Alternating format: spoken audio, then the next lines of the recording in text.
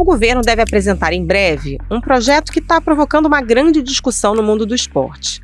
Pelo plano, os sites de apostas esportivas ficarão sujeitos a regras específicas e terão que pagar impostos, algo que hoje eles não fazem.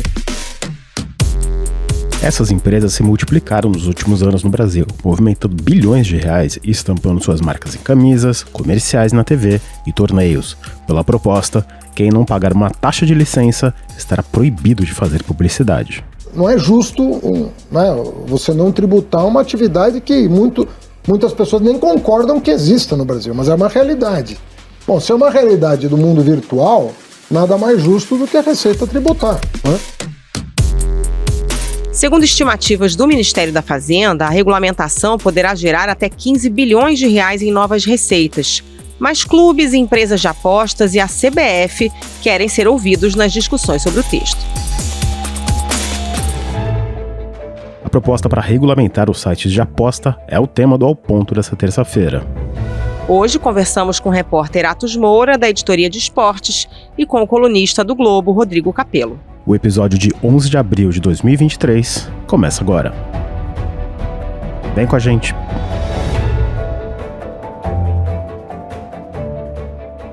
Atos Moura, bem-vindo ao Ponto. Essa regulamentação das apostas esportivas já era ventilada pelo governo Lula antes da posse, mas parece que o plano está perto de sair. Quais são os principais pontos dessa medida provisória que deve ser apresentada em breve? Bom, o foco é taxar apenas as apostas esportivas. O governo ele também está querendo deixar claro que outros tipos de jogos e também outros tipos de apostas, elas não vão ser taxadas agora pela SMP, e isso vai ser um papel do Congresso tratar disso depois. Bom, para essa MP específica, o que o governo quer? Ele quer que as empresas bet, como são conhecidas as empresas de apostas, elas se instalem no Brasil. Elas tenham aqui um CNPJ e passem a responder às leis brasileiras, né? Porque hoje essas empresas elas não são baseadas aqui no Brasil, a maioria delas ficam em paraísos fiscais. A outra medida também que eles querem implementar é a taxação dos prêmios, ou seja, eles não querem aposta individual. Por exemplo, se a pessoa vai lá, faz a fezinha dela, vamos dizer assim, essa fé dela não vai ser debitada. O que vai ser debitado é o valor final, o valor do prêmio, né? Que já vai ser taxado e esse prêmio já vai ser pago ao vencedor, já com imposto recolhido, a exemplo aí do que acontece com as apostas da loteria da Caixa, que nós já estamos acostumados. E também o governo ele quer criar uma taxa, que seria uma licença, no valor de 30 milhões de reais, para permitir que as empresas elas possam atuar aí no mercado por um período de 5 anos. O Atos, qual a justificativa do governo para taxar o setor nesse momento? Ele foi liberado em 2018, mas a operação é numa espécie de zona cinzenta, né? É verdade. Na verdade, a justificativa é regulamentar o setor, porque, como você disse, ele foi liberado, as apostas deixaram de ser ilegais em 2018, elas se tornaram, aí foram permitidas, mas ela ficou nessa zona cinzenta aí, que foi a falta de regulamentação. Com isso, o que o governo pretende é cobrar o imposto, como todas as outras atividades fazem, porque essas empresas elas estão sediadas fora do país, elas não recolhem os seus impostos aqui no país, elas recolhem para os países onde elas estão sediadas, e também elas não respondem aí às leis aqui brasileiras, elas respondem às leis desses países em que elas estão sediadas, e são países diversos. Sim, até para poder controlar é um pouco difícil, para você poder determinar uma norma, assim, coisa desse tipo, através da regulamentação que vai ser possível. E os sites de aposta, o que eles estão dizendo? Eles estão de acordo com essas primeiras propostas que vieram do Ministério da Fazenda? Então, os sites de apostas, cada dia tem mais um crescendo, né, e surgindo. Eles, depois da elaboração do texto, que ele foi, essa elaboração do texto foi ganhando corpo, alguns sites de apostas criaram associações, eles começaram a se organizar enquanto grupo, mas eles realmente não passam muitas informações sobre o que eles querem, sobre como eles estão pensando o mercado, mas eles já deixaram claro a insatisfação deles com essa taxa aí de 30 milhões que o governo quer cobrar para esses sites de apostas poderem atuar no mercado.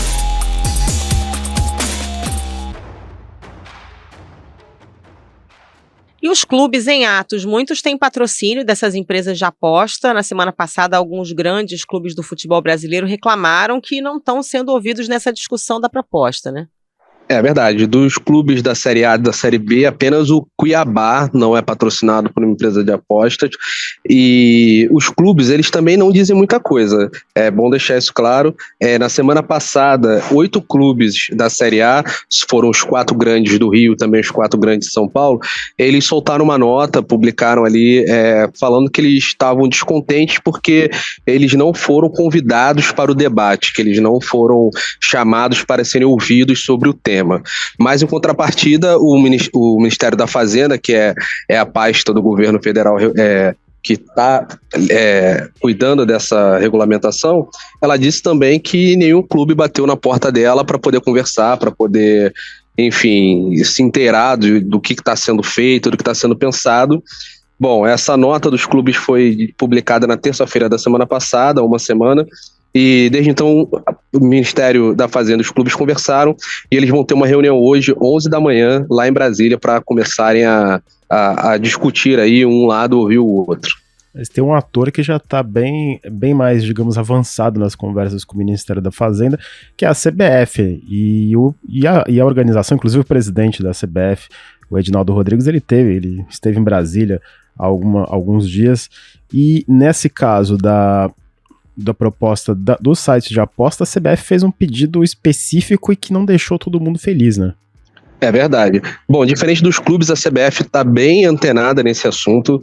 A CBF ela já vem conversando com o Ministério da Fazenda desde janeiro, desde quando o novo governo, né, o governo Lula assumiu, e esse assunto já ganhou um pouco mais de força. Inclusive a Confederação, a CBF vai ter uma reunião também em Brasília, mas na quarta-feira, para continuar dialogando sobre essa questão da MP, e a CBF fez realmente uma proposta que desagradou todo mundo, que eles querem que seja arrecadado 4% do valor dos prêmios apenas para elas, mas essa sugestão causou muito desconforto, porque o que a MP pretende é fazer o repasse para os clubes, federações e para a confederação do que determina a lei do Fundo Nacional de Segurança Pública, que destina 1,63% do valor ali dos prêmios para essas entidades.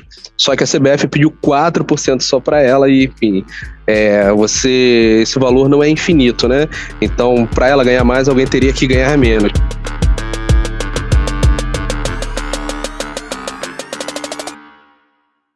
Por trás da oferta estaria um apostador de sites da internet.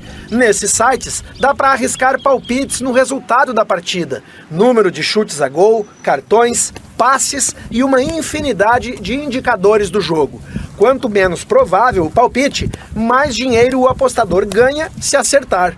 E para forçar esses resultados, então, apostadores tentam comprar os jogadores. Este integrante da comissão técnica do Farroupilha, time da 3ª divisão de Pelotas, diz que ficou desconfiado durante um jogo em que a equipe perdeu por 7-0.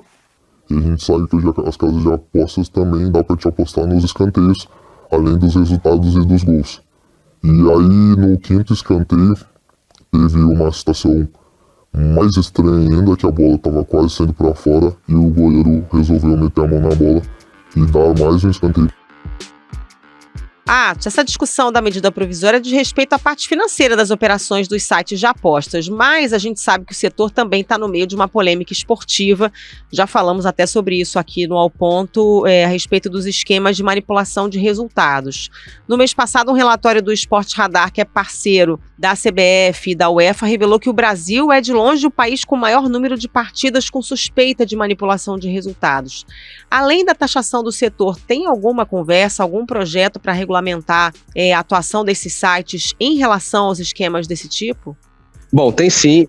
Além da regulamentação, vão ser publicadas algumas portarias que vão ser complementares, e nelas vão vir várias orientações sobre como esse site deve operar, e nessas portarias também vai haver ali orientações de compliance, de controle, algumas regras que esses sites vão ter que seguir, inclusive de segurança, que hoje não tem, porque por causa da falta da regulamentação, essas empresas não são submetidas às leis brasileiras, né? Então, vai vai haver ainda, não tem nada muito concreto ainda que tenha sido divulgado, mas vai ter essas portarias que vão ali algumas legislar sobre a segurança, e também depois o Congresso vai poder fazer suas sugestões e botar para votação ali questões de segurança que esses sites aí de essas empresas de bet vão precisar ficar submetidas, talvez apresentar relatórios para a Polícia Federal, enfim, para o COAF, para o Ministério da Fazenda, para evitar lavagem de dinheiro, enfim, tem algumas ideias aí que eles estão ventilando, mas vão ser divulgadas um pouco mais à frente. Atos Moura, obrigada pela participação, bom trabalho para você. Obrigado, Atos. Boa semana. Obrigado para vocês também.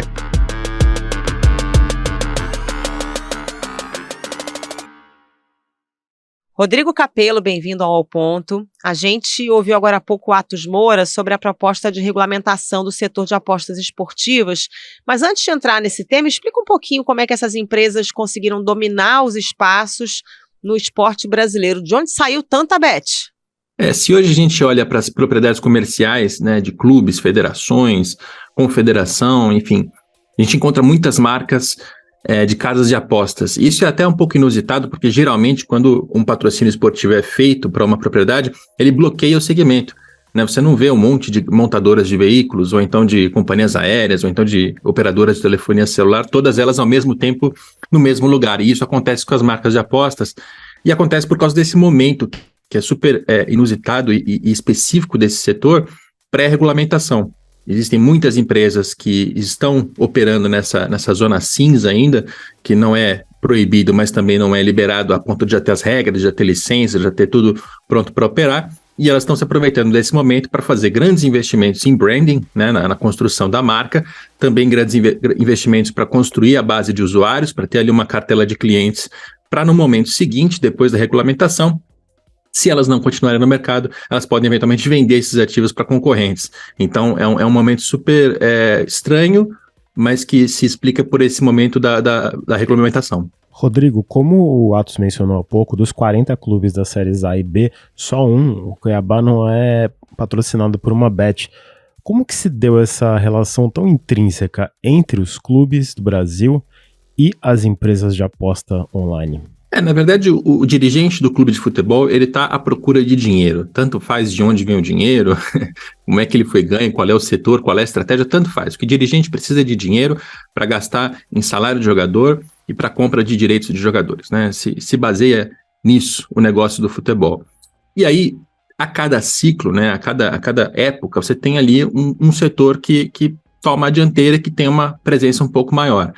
Já foram bancos digitais, poucos anos atrás, já foram outros setores, hoje são as casas de apostas. E elas chegam com muito dinheiro, né, um dinheiro que a gente nem sabe exatamente qual é a origem, né, de onde ele vem, por onde ele passa, porque são todas as empresas que estão operando fora do Brasil, sem ter essa regulamentação pronta, elas chegam com propostas e acabam ocupando as principais propriedades. Então elas estão nas marcas, elas estão nas propriedades master, né, que é o peito e a camisa das costas dos clubes de futebol, elas estão nas placas na beira do campo, elas estão nos backdrops, que é aquele fundo atrás de entrevista. Elas compraram várias dessas propriedades graças a esse momento bastante peculiar. Tem algum receio nos bastidores por parte dos clubes com a adoção de novas regras que eventualmente possam até inviabilizar a operação de algumas dessas bets por aqui? Os clubes já disseram que querem ser ouvidos, né, nesse processo. Pois existem poucos consensos nesse setor, mas um deles é o de que grande parte dessas empresas não vai operar depois da regulamentação, porque as regras que vão ser impostas, seja regras financeiras, né, de custo de licença, de impostos, coisas que dependem ali da parte financeira do negócio, seja regras também em termos de transparência, de origem dos recursos, comprovação de por onde eles passam e também quem são os donos, enfim. A gente sabe que muitas dessas empresas de apostas não vão conseguir se manter no mercado depois que a regulamentação for feita. Então os clubes começam a se preocupar de que neste ciclo atual, que eles têm grande investimento publicitário vindo dessas casas de apostas, que eles vão perder depois.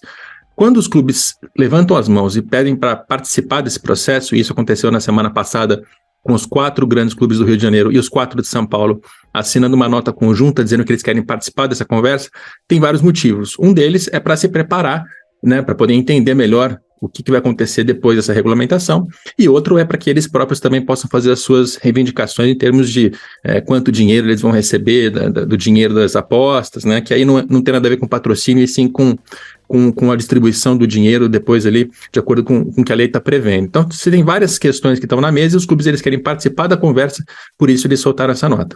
No seu artigo de ontem, no Globo, você falou um pouco que, como você mencionou, muitas dessas empresas não vão estar operando daqui a alguns meses ou anos, e as que devem continuar no mercado, qual a estratégia delas para se manterem vivas em um mercado que se mostra competitivo e que em breve vai ser regulado?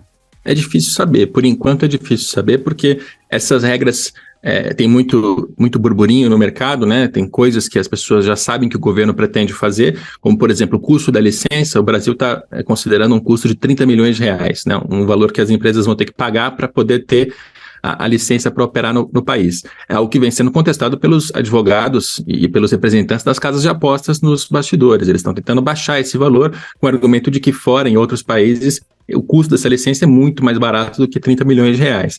Então, esse é um exemplo de questões que estão sendo debatidas e que vão ser fundamentais para entender quantas dessas casas de apostas vão estar aptas a participar, né, quanto que elas vão sobreviver nesse mercado e depois quanto disso vai reverter para o esporte de alguma maneira. Né? Então, por agora, o que a gente sabe é isso, que tem uma proposta por parte do governo, que ainda não foi publicizada totalmente, mas que já tem pontos dela que estão sendo tratados nos bastidores com muita negociação, né, com bastante lobby rolando.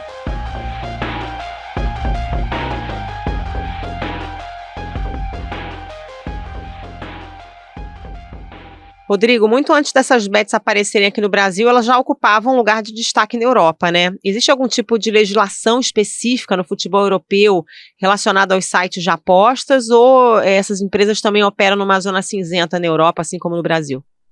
Bom, cada país vai ter a sua legislação, né? Os países europeus já estão mais avançados do que a gente em relação à regulamentação dessas leis, as regras que as empresas têm que seguir para poder operar. O que vem acontecendo recentemente no futebol europeu, que é bastante interessante, é que, no primeiro momento, as marcas de apostas, né, as bets, elas estavam muito presentes nas camisas dos clubes, nessas propriedades comerciais, assim como ocorreu no Brasil, e recentemente, num segundo momento, começou a ter algumas iniciativas para regular isso, para reduzir, para inibir um pouco desse investimento. Tem algumas coisas que são muito curiosas, né? Então, por exemplo, Premier League, que é a Liga de Futebol da Inglaterra, ela passa no mundo todo, ela é um produto internacional e ela tem muita audiência na Ásia. Então, o que começou a acontecer é que empresas de apostas faziam patrocínios nas camisas dos clubes da Inglaterra, não pensando no público britânico e nem sequer no europeu, mas porque elas estavam contando com essa exposição na Ásia. E isso era um baita de um drible, porque se você vai para a China proíbe a aposta, não pode ter publicidade. Então, ela dava a volta pela Inglaterra para conseguir chegar no público chinês. E, enfim, são questões que são bastante complexas, que fazem parte desse jogo que hoje é global, né, de ligas de futebol transmitidas no mundo e que estão sendo debatidas e revistas o tempo todo. Então, recentemente teve isso. Tem uma série de medidas e de iniciativas para conter um pouco dessas publicidades nas camisas. Saindo um pouco do lado financeiro, entrando um pouco no campo da ética esportiva, essa relação tão próxima entre empresas de aposta, federações e os clubes, tem algum tipo de debate sobre essa relação, ainda mais no momento em que a gente vive uma onda de denúncias de manipulação de resultados em muitas ligas, inclusive de alto padrão? Entre dirigentes, que eu saiba, quase nada, e eu estou usando quase aqui como um recurso de responsabilidade da minha parte, porque eu não ouço falar. O que tem é preocupação em termos de manipulação de resultado. E nesse sentido, até os clubes, as federações, as próprias casas de apostas têm interesses que vão na mesma direção, porque um esquema de corrupção, né, jogadores sendo comprados para entregar resultados, e às vezes não é nem entregar o resultado em si, mas para fazer coisas específicas, como provocar escanteios, como provocar faltas dentro da área em determinado minuto. Isso, obviamente, subverte, corrompe o esporte, né? Tira a parte esportiva, deixa ela no segundo ponto. E quando isso é descoberto e causa um escândalo, e é muito ruim é ruim para todo mundo, é ruim para os jogadores, é ruim para os clubes, é ruim para as próprias casas de apostas que acabam tendo a imagem delas manchada por esse tipo de problema, né? As investigações mostram que os suspeitos manipularam 3 partidas do campeonato, a do Tombense com Criciúma, Sampaio Corrêa contra o Londrina e Vila Nova contra o Sport. Para isso, os jogadores deveriam provocar a cobrança de pênalti ainda no primeiro tempo da partida, o que aconteceu em 2 jogos para elevar os valores das apostas. Entretanto, na partida entre Vila Nova e Sport, esse pênalti não aconteceu. Inclusive, segundo o promotor, o time goiano foi o responsável por denunciar o caso após tomar conhecimento de que o convencimento de atletas para participar do esquema estava acontecendo nos bastidores do clube. Então, em tese, os direitos eles estão todos alinhados na mesma direção. Em tese também, existem algumas iniciativas para fiscalizar as apostas, né, para você poder detectar se tem algum tipo de evento que tá recebendo um volume maior de apostas do que o normal. Esse tipo de mecanismo existe, a própria CBF já tem parceria com uma empresa que faz esse tipo de medição.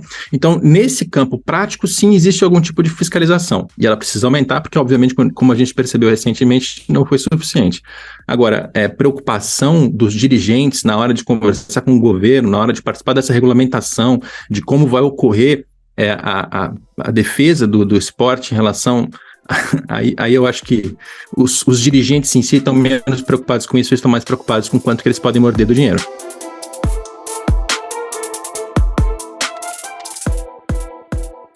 Rodrigo Capello, muito obrigado pela sua participação e volte sempre. Obrigada, Rodrigo. Um abraço. Eu que agradeço o convite e estou sempre à disposição.